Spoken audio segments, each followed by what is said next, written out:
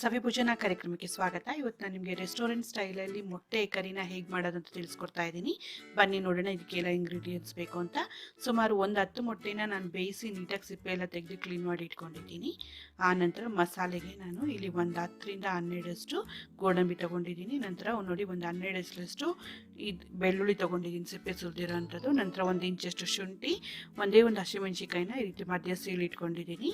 ಆ ನಂತರ ಇಲ್ಲಿ 2 ಈರುಳ್ಳಿನ ಮೀಡಿಯಮ್ ಸೈಜ್ 2 ಈರುಳ್ಳಿನ ಈ ರೀತಿ ಉದ್ದುದ್ದಾಗೆ ಕಟ್ ಮಾಡಿ ಇಟ್ಕೊಂಡಿದ್ದೀನಿ.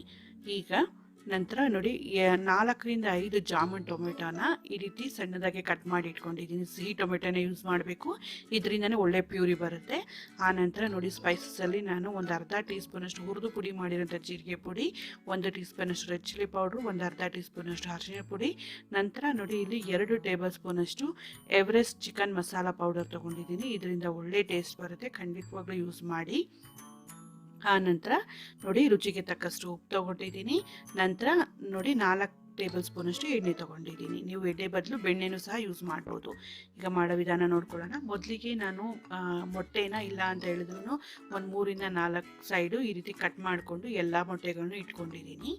ಈಗ ನೋಡಿ ಗ್ಯಾಸ್ ಆನ್ ಮಾಡಿ ಒಂದು ಬಾಣಲಿನ ಚೆನ್ನಾಗಿ ಬಿಸಿ ಮಾಡ್ಕೊಳ್ಳೋಣ.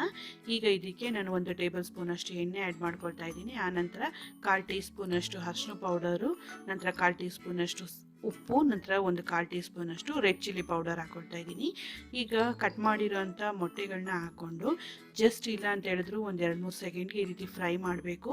ನೀವು ಮಸಾಲೆ ಪೌಡ್ರ್ಗಳನ್ನ ಹಾಕಬೇಕಾದ್ರೆ ಎಣ್ಣೆ ಸ್ವಲ್ಪ ಕಾಯ್ದಿದ್ರೆ ಸಾಕು, ತುಂಬ ಓವರ್ ಕುಕ್ ಮಾಡಬೇಡಿ. ಮತ್ತು ಮೊಟ್ಟೆನೂ ತುಂಬ ಫ್ರೈ ಮಾಡೋದ್ರಿಂದ ಏನಾಗುತ್ತೆ, ಹಾರ್ಡ್ ಆಗುತ್ತೆ. ಹಾಗಾಗಿ ಸ್ವಲ್ಪ ಜಸ್ಟ್ ಈ ಸ್ಪೈಸಸ್ ಎಲ್ಲ ಅದಕ್ಕೆ ಒಂದು ಕೋಟಿಂಗ್ ಥರ ಆದರೆ ಸಾಕಷ್ಟೇ. ಆ ರೀತಿ ಫ್ರೈ ಮಾಡಿಕೊಂಡು ಎಲ್ಲನೂ ತೆಗೆದು ಸಪ್ರೇಟಾಗಿ ಇಟ್ಕೊಬೇಕು. ಈಗ ಮಿಕ್ಕಿರೋ ಎಣ್ಣೆಗೆ ನಾನು ಇನ್ನೊಂದು ಟೇಬಲ್ ಸ್ಪೂನಷ್ಟು ಎಣ್ಣೆ ಹಾಕ್ಕೊಳ್ತಾ ಇದ್ದೀನಿ. ಈಗ ನಾವು ಮಸಾಲೆನ ಫ್ರೈ ಮಾಡ್ಕೊಳ್ಳೋಣ. ಇದಕ್ಕೆ ಶುಂಠಿ, ಹಸಿಮೆಣಸಿನ್ಕಾಯಿ, ನಂತರ ಬೆಳ್ಳುಳ್ಳಿ ಹಾಕ್ಕೊಳ್ತಾ ಇದ್ದೀನಿ. ಈಗ ಕಟ್ ಮಾಡಿರುವಂಥ ಈರುಳ್ಳಿ ಹಾಕ್ಕೊಳ್ಳೋಣ.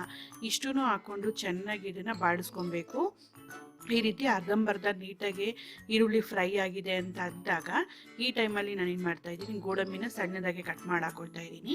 ಈ ಗೋಡಂಬಿನ ಹಾಕ್ಕೊಂಡು ಚೆನ್ನಾಗಿ ಫ್ರೈ ಮಾಡ್ಕೊಳ್ಳೋಣ.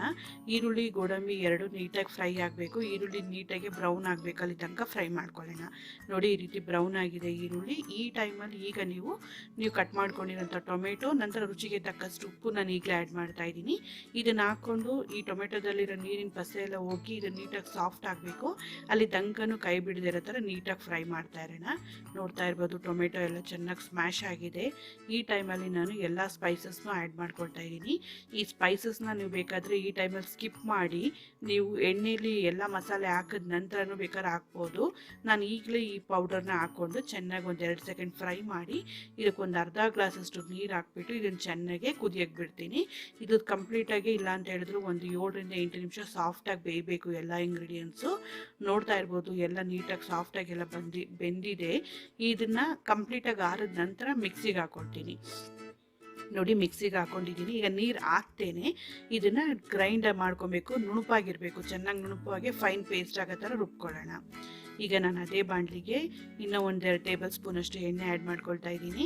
ನೀವು ಈ ಎಣ್ಣೆ ಬದಲು ಬೆಣ್ಣೆ ಅಥವಾ ತುಪ್ಪನೂ ಆ್ಯಡ್ ಮಾಡ್ಬೋದು. ನಂತರ ನೋಡಿ ಇವಾಗ ನಾನು ಏನು ಮಾಡ್ತಾಯಿದ್ದೀನಿ, ರುಬ್ಬಿರೋಂಥ ಎಲ್ಲ ಮಸಾಲೆನೂ ಆ್ಯಡ್ ಮಾಡ್ಕೊಳ್ತಾ ಇದ್ದೀನಿ. ಆ ನಂತರ ಮಿಕ್ಸಿ ಎಲ್ಲ ತೊಳೆದು ಸ್ವಲ್ಪ ನೀರನ್ನು ಆ್ಯಡ್ ಮಾಡ್ಕೊಳ್ತಾ ಇದ್ದೀನಿ.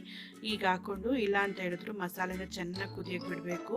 ಹೈ ಫ್ಲೇಮಲ್ಲಿಟ್ಟು ನೀಟಾಗಿ ಇದನ್ನು ಮಿಕ್ಸ್ ಮಾಡ್ತಾ ಕುದಿಯಕ್ಕೆ ಬಿಡಬೇಕು. ನಿಮ್ಗೇನಾದ್ರು ಗ್ರೇವಿ ಸ್ವಲ್ಪ ಗಟ್ಟಿ ಅಂತ ಅನಿಸಿದ್ರೆ ನೀವು ಖಂಡಿತವಾಗ್ಲೂ ನೀರನ್ನ ಆ್ಯಡ್ ಮಾಡ್ಕೊಬೋದು. ಈಗ ನೋಡಿ ಈ ರೀತಿ ಕಂಪ್ಲೀಟಾಗಿ ಕುದೀತಾ ಇರಬೇಕಾದ್ರೆ ಇದರಲ್ಲಿ ನೀವು ಉಪ್ಪು ಖಾರ ನೋಡ್ಕೊಬೇಕು. ನಿಮ್ಗೆ ಏನಾದರೂ ಬೇಕು ಅಂತ ಹೇಳಿದ್ರೆ ಇನ್ನೊಂದು ಸ್ವಲ್ಪ ಎಕ್ಸ್ಟ್ರಾ ಆ್ಯಡ್ ಮಾಡಬೇಕು. ಈ ಟೈಮಲ್ಲಿ ಉಪ್ಪು ಖಾರ ಸ್ವಲ್ಪ ಜಾಸ್ತಿ ಇರಬೇಕು.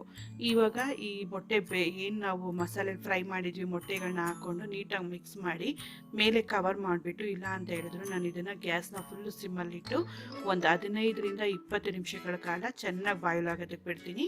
ನೋಡ್ತಾ ಇರ್ಬೋದು ಕಂಪ್ಲೀಟಾಗಿ ಆಗಿದೆ. ಈಗ ಗಾರ್ನಿಷ್ಗೆ ಲಾಸ್ಟಲ್ಲಿ ಕೊತ್ತಂಬರಿ ಸೊಪ್ಪು ಹಾಕಿ ಸರ್ವ್ ಮಾಡ್ತಾಯಿದ್ದೀನಿ.